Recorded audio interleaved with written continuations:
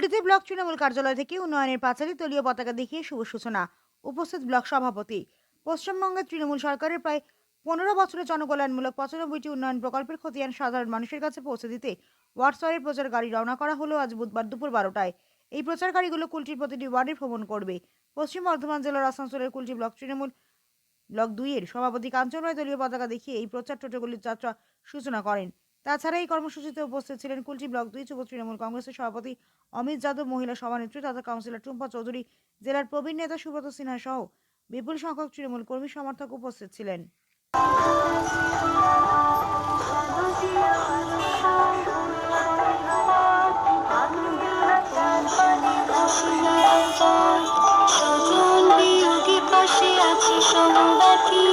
সরকার জনতার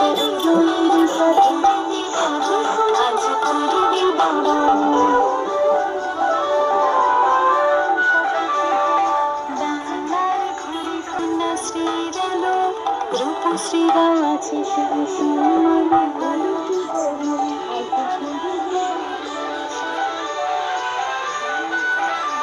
আজকে আপনারা জানেন যে ভারতবর্ষ নয় সারা বিশ্বের মধ্যে কোনো এক মুখ্যমন্ত্রী যিনি এখন মধ্যে 15 বছর আমাদের শাসন হয়নি, 15 বছর আগে 14 বছর মাস হয়েছে। তার মধ্যে আমরা যে উন্নয়নের কাজ করেছি, যা উন্নয়ন করেছে সেই উন্নয়নের রিপোর্ট কার্ড মানুষের কাছে তা দেওয়া হচ্ছে যে আমরা 15 বছর ধরে মাননীয় মুখ্যমন্ত্রী মমতা বন্দ্যোপাধ্যায়, আমি তো বললাম এটা বিশ্বের মধ্যে রেকর্ড, তিনি যা কাজ করেছেন, এত প্রকল্প 95টা প্রকল্প মানুষের শুধু সামাজিক প্রকল্প, সেই প্রকল্পের আমরা যে প্রত্যেক খতিয়ান মানুষকে দেওয়া হচ্ছে। উন্নয়নের যে পাঁচালী বলে আমরা সব প্রচার শুরু করলাম আজকে গোটা পশ্চিমবঙ্গে শুরু হয়েছে।